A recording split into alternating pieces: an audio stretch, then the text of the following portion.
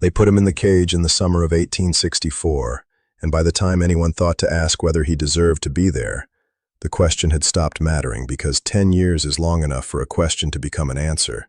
And the answer was that Boone Harlan was an animal, and animals belong in cages. And that was that. The cage sat in the yard behind the sheriff's office in Elkhorn, Montana. Iron bars bolted to a wooden frame, 4 feet by 6 feet. No roof, no floor, just bars and dirt and whatever weather the sky decided to send. In the summer, the sun cooked the iron until it burned to touch. In the winter, the snow piled inside, and Boone slept curled against the bars with a horse blanket that the deputy threw in when he remembered, and didn't when he forgot. And he forgot more often than he remembered, because forgetting about Boone Harlan was the easiest thing in Elkhorn to do. He'd been a mountain man before the cage. That was the part of the story people told when they needed to explain why he was there. He was wild. He was dangerous. He came down from the mountains looking like something that crawled out of a cave, and he scared people. And scared people do scared things, and the scared thing Elkhorn did was put him in a cage. The actual crime was a fight in the saloon with a man named Garrett Sims, who'd been drunk and mean, and had pulled a knife, and Boone had put him on the floor with one punch, and Garrett's head had hit the edge of the bar on the way down, and the sound it made was the sound of a life dividing into before and after. Garrett didn't die. He woke up 3 days later with a cracked skull and a grudge, and Garrett's father was Judge Amos Sims, and Judge Amos Sims looked at the mountain man who'd put his son on the floor and decided that the law was whatever he said it was, and what he said was 10 years for attempted murder, and the cage instead of a cell, because a cell was for civilized criminals, and Boone Harlan was not civilized. Nobody argued. Nobody stood up in the courtroom and said, "This isn't right." Nobody pointed out that Garrett had drawn the knife first, or that Boone had been defending himself, or that putting a man in an outdoor cage for a decade was the kind of punishment that belonged in a century people were supposed to have moved past. Boone had no family in town. Boone had no friends. Boone had no lawyer and no money and no voice that anyone in Elkhorn wanted to hear, because his voice was rough and his face was wild and his body was too big and too scarred and too much of everything that polite society had decided it didn't want to look at. So they didn't look. They walked past the cage on their way to the general store, and they didn't look. They walked past it on their way to church on Sunday, and they didn't look. 10 years of not looking, and Boone Harlan became furniture. Something that was there, something everyone knew about, something nobody saw. He stopped talking in the 3rd year, not because he couldn't, because there was no one to talk to. The deputy brought food once a day, a plate of whatever the saloon had left over, slid under the bars with a boot because the deputy didn't want to get close enough to use his hands. Boone ate, and he slept, and he watched the sky through the open top of the cage, and he counted days for the first 2 years, and then stopped counting because counting requires hope, and hope requires a reason, and he'd run out of reasons somewhere around month 19. His body stayed strong because his body didn't know how to be anything else, even on bad food and hard ground. Even without movement or purpose or sunlight that wasn't filtered through iron bars, his muscles held because they'd been built by 20 years of mountain living, and they didn't surrender just because his mind had. His hair grew past his shoulders, and then past his chest and matted into thick ropes that he stopped trying to untangle. His beard covered half his face. His skin was weathered dark from years of exposure and crosshatched with scars, old and new, and the overall effect was exactly what the town wanted. He looked like an animal. He looked like the thing they decided he was, and the looking confirmed the deciding, and the deciding justified the cage, and the cage made the looking worse, and the whole thing fed itself in a circle that nobody had any interest in breaking. The widow arrived in Elkhorn in the fall of 1874, 10 years and 3 months after Boone went into the cage. Her name was Ada Winslow, and she was 29 years old, and she had 2 children, a boy named Micah who was 6, and a girl named Pearl who was 4. And she had $11 and a carpet bag, and the kind of tiredness that doesn't come from lack of sleep, but from excess of life. Too much of it, too hard, too fast, without enough rest between the blows. Her husband had died in a mining accident in Virginia City 8 months before. Cave-in. 3 men dead. The mine owner had sent a letter of condolence and $12, 1 month's wages, and Ada had used 11 of those dollars to stay alive for 8 months, which tells you everything you need to know about how she'd been living. She came to Elkhorn because a woman in Virginia City had told her there was work. A rancher outside town needed a housekeeper and cook. She arrived and found that the job had been filled 2 weeks earlier, and the rancher's wife looked at her and her 2 dusty children standing on the porch and said, "I'm sorry, there's nothing here for you," and closed the door with the particular gentleness of a person who feels bad, but not bad enough to do anything about it. Ada stood in the street with Micah holding her left hand and Pearl holding her right hand, and she looked at the town, and the town looked back at her with the same indifference it showed to everything that wasn't its own business.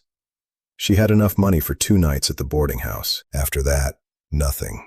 No plan, no family, no next place to go. She was standing at the edge of the kind of desperation that doesn't announce itself with drama, but arrives quietly, like nightfall, darkening everything by degrees until you can't see your way forward anymore. She saw the cage on the 2nd day. She was walking past the sheriff's office with the children, heading to the general store to buy bread with money she couldn't afford to spend, and Pearl stopped walking and pointed and said, "Mama, there's a man in there." Ada looked. She saw the cage. She saw the shape inside it. A huge figure sitting on the ground with his back against the bars and his head down and his hair hanging over his face like a curtain. She saw the plate on the ground with food that hadn't been touched, and the horse blanket in the corner, and the dirt floor, and the iron bars with rust running down them like dried blood. "Don't stare, Pearl," Ada said, and she pulled her daughter's hand and kept walking. But she came back. That evening, after the children were asleep at the boarding house, she walked to the sheriff's office and stood in the yard and looked at the cage and the man inside it and said, "What did he do?" By the way, if this story is already pulling at you, take a moment to subscribe and leave a comment telling us what country you're listening from. We love hearing where our listeners are. Now let's continue. The deputy was sitting on the porch cleaning his rifle. He looked up at Ada and then at the cage and shrugged. "Beat a man half to death in the saloon. Judge gave him 10 years. In a cage? Judge's orders. 10 years in an outdoor cage for a fight?" The deputy looked at her with the expression of a man who's never questioned a thing in his life and doesn't appreciate someone else starting now. "The man he hit was the judge's son, ma'am. You want my advice? Stay away from that cage. He's wild. Mountain man. Doesn't even talk anymore."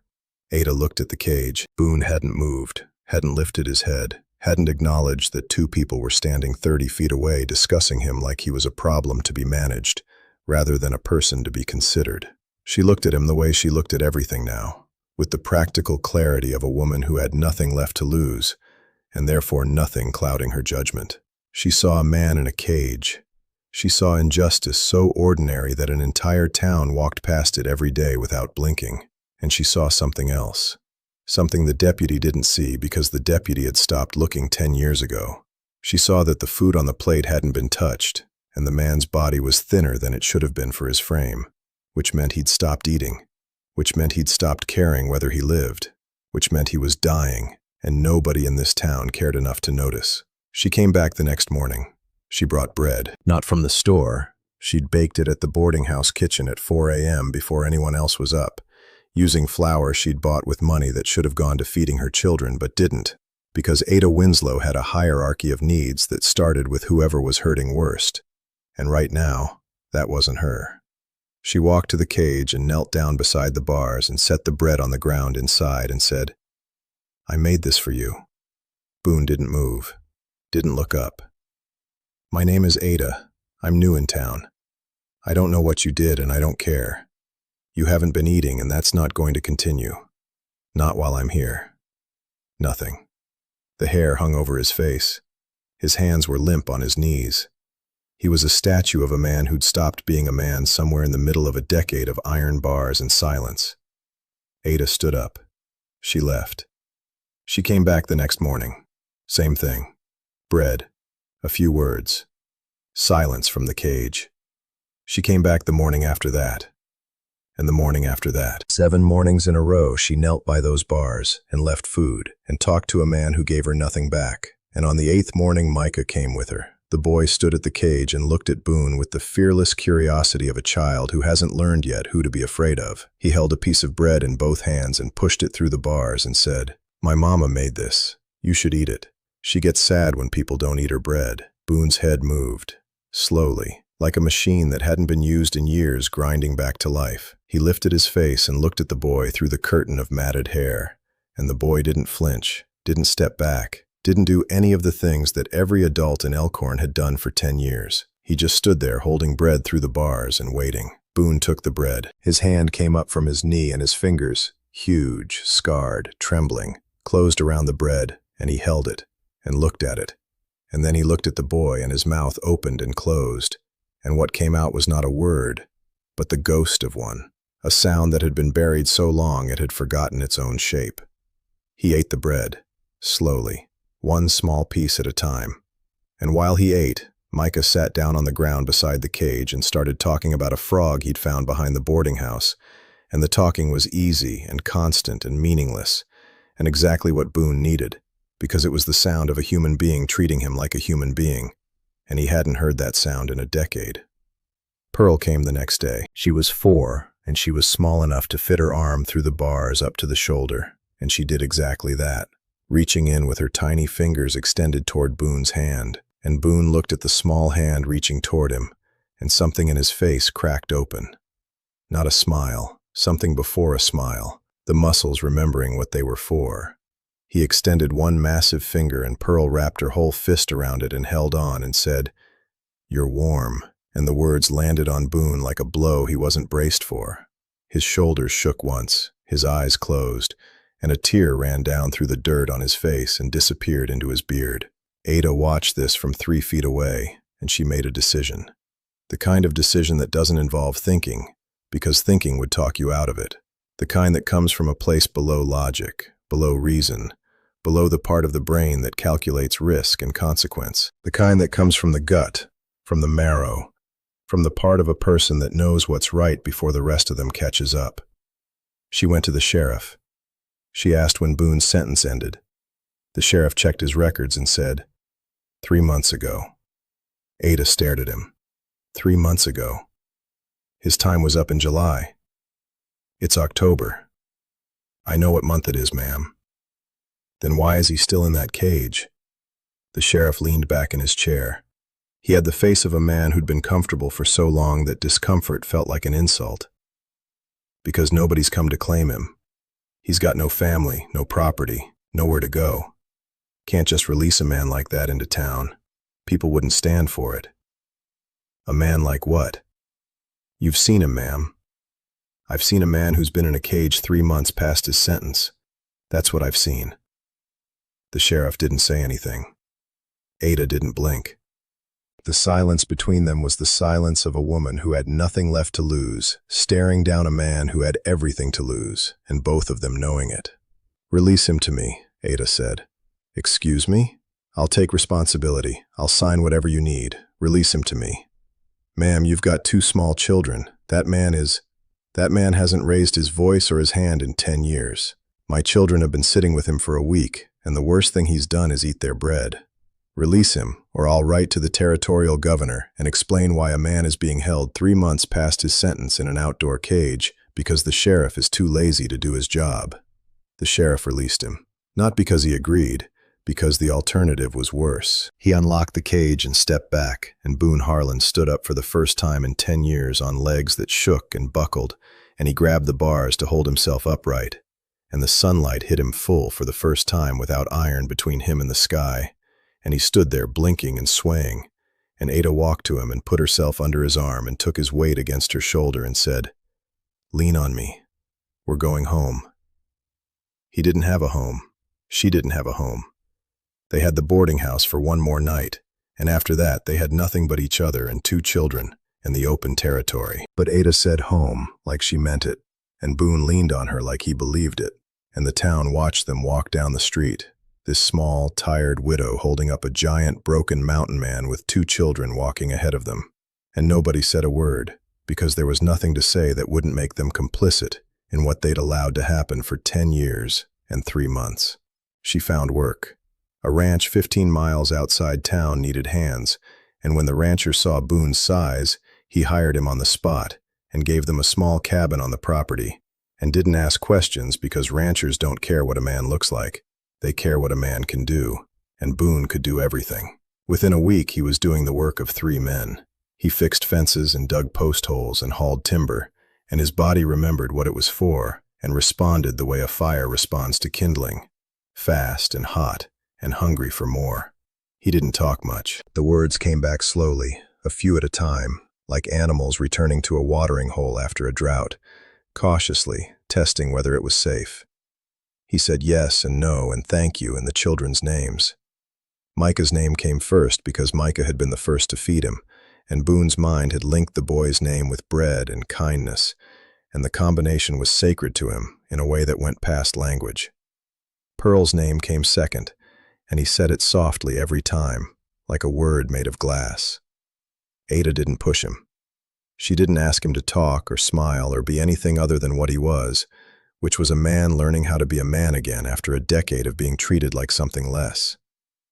She fed him. She cut his hair, slowly, over 3 sittings, because the matted ropes took hours to untangle and cut, and Boone sat still as stone while she worked, and the only sign that he felt anything was the way his hands gripped his knees when her fingers touched his scalp, the grip of a man who hasn't been touched gently in so long that gentleness feels like voltage.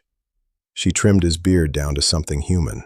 She washed his clothes and mended them, and when the mending couldn't save them, she made him new ones from fabric she bought with the first week's wages.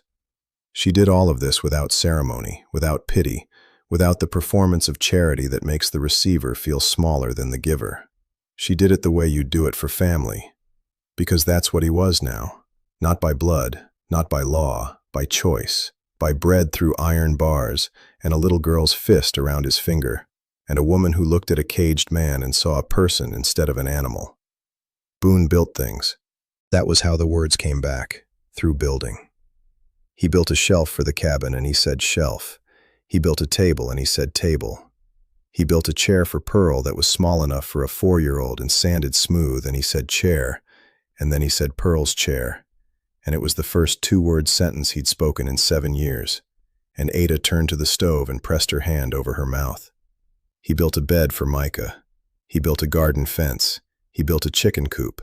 Everything he built was a word returned, a sentence reconstructed, a paragraph of selfhood reassembled from the wreckage of a decade in a cage. By winter, he was speaking in full sentences. By spring, he was telling the children stories at bedtime. Stories from the mountains, about bears and eagles and snow so deep you could walk on top of the trees. And the children listened with their mouths open and their eyes wide. And they looked at him not as the man from the cage, but as the man who built their chairs and told them stories, and carried them on shoulders so high they could touch the barn roof. Ada asked him on a Tuesday evening in March. The children were asleep and they were sitting on the porch of the cabin, and the stars were out, and the air smelled like pine and cold creek water, and she said, "Boone, I need to ask you something." He looked at her. His face was different now, still scarred, still rough, still the face of a man who'd been through more than most people survive.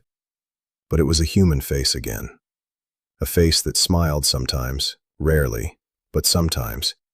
And when it did, the smiling broke through the roughness like sunlight through storm clouds. "My children need a father," she said. "Not someone who lives in the same cabin and does the work. A father, someone who stays, someone who teaches them and protects them and shows them what a good man looks like." She paused. "I'm asking if that's you." Boone looked at the stars. He looked at his hands, which were scarred and rough, and had built a shelf and a table and a chair and a bed and a fence and a coop, and were capable of building anything except the words he needed right now. He looked at Ada, this small, tired, stubborn, impossibly brave woman who'd knelt by a cage when the whole world walked past, and said, "I made this for you," and meant it. "I don't know how to be a father," he said. "Nobody taught me. Nobody taught me how to be a mother either. You figure it out. You show up every day and you figure it out. I've been in a cage for 10 years, Ada. And I've been on my own for 8 months with 2 children and no money and no help. We've both been in cages. Yours just had bars." He was quiet for a long time, the kind of quiet that isn't empty but full of the weight of what she was offering and the fear of deserving it and the greater fear of refusing it. Then he said, "I'll stay. For as long as you'll have me, I'll stay." They married the following Sunday. The rancher's wife served as witness. Micah stood next to Boone and held his hand through the whole ceremony, and Pearl sat on Boone's shoulders because she refused to be anywhere else. And the Reverend said the words, and Boone said, "I do," in a voice that was rough and quiet and absolutely certain. And Ada said, "I do," in a voice that didn't shake, because Ada's voice never shook. Not when she was burying her husband, not when she was kneeling by a cage, not when she was choosing a future that the whole world said was wrong. 5 years later, Boone Harlan was the foreman of the ranch. The rancher had promoted him twice because Boone worked harder than any man he'd ever employed, and never complained, and never missed a day, and treated every task like it was the most important thing in the world, because after 10 years of doing nothing, every task felt like a gift. Micah was 11, and he walked like Boone and talked like Boone and was learning to build like Boone.